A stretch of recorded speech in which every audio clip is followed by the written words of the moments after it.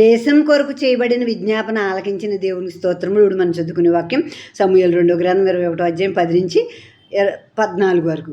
అయ్యా కుమార్తెకు రిస్పా గోనెపట్టా తీసుకుని కొండపైన పరుచుకుని కోతకాలారంభం మొదలుకుని ఆకాశం నుండి వర్షం ఆ కళేబరముల మీద కురియ వరకు అచ్చటనే ఉండి పగల ఆకాశ పక్షులు వాటి మీద వాలకుండాను రాత్రి అడవి మృగములు దగ్గరకు రాకుండా వాటిని కాల్చుచుండగా అయ్యా కుమార్తెకు రిస్పాను సౌలు ఉపపత్ని చేసింది దావీదుని కినబడెను.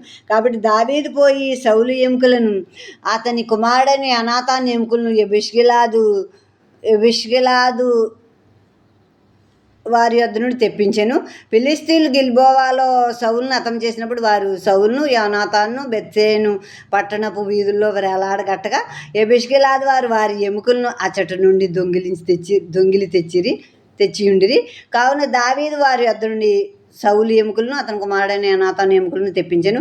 రాజాజ్ఞను బట్టి ఊరి తీయబడిన వారి ఎముకలను జనులు సమకూర్చిరి. సౌలు ఎముకలను అతని కుమారుడైన యోనాతాను ఎముకలను బెన్యామీనీయుల దేశమునకు చేరిన శేలాలున్న సౌలు తండ్రి కీషు సమాధి యందు పాతిపెట్టిరి.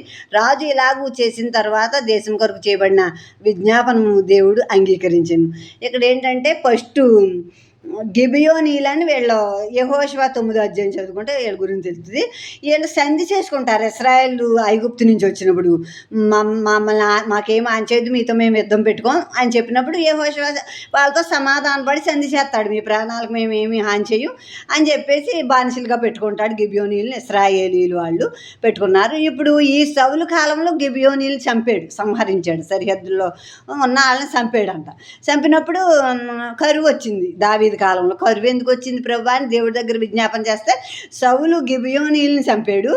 అక్కడ యెహోషువ ఏమో గిబియోనీలకు హాని చేయమని శపథం చేశాడు, ప్రమాణం చేశాడు. ఇక్కడ సౌలు ఏమో చంపాడు కనుక ఆ ప్రమాణాన్ని నిలపలేదు కాబట్టి అతను నేను కరువు తెప్పించాను అన్నప్పుడు అయితే సరే ప్రభు దానికి ప్రాయశ్చిత్తం చేస్తానని ఆ గిబియోనీలను పిలిచాడు దావీదు. సౌలు మిమ్మల్ని చంపినందుకు మీలో వాళ్ళని ఏం చేయాలి నేను నన్ను అడిగినప్పుడు అక్కడ అంటున్నారు వెండి బంగారాలు కానీ ఇంకేమీ మేము అడగట్లేదు. సౌలు ఇంటి వారిలోనే ఒక 7గురిని అంటే నేను మీకేం చెయ్యాలో చెప్పండి అని మళ్ళీ దావీదు అడిగినప్పుడు 7గురిని మా చేతికి అప్పగిస్తే వాళ్ళు మేము ఉరి తీసేస్తామన్నారు గిబియోనీలు.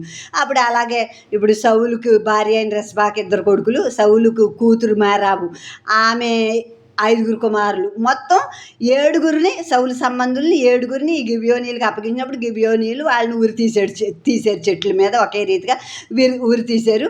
ఇప్పుడు రిస్పా కాపలా కాస్తుంది ఈ బాడీలకి. పగలేమో ఆకాశ పక్షులు ఎత్తుకుపోకుండా, రాత్రులు మృగాలు వచ్చి ఎత్తుకుపోకుండా కాపలా కాస్తూ తోలుతుంది వాటిని.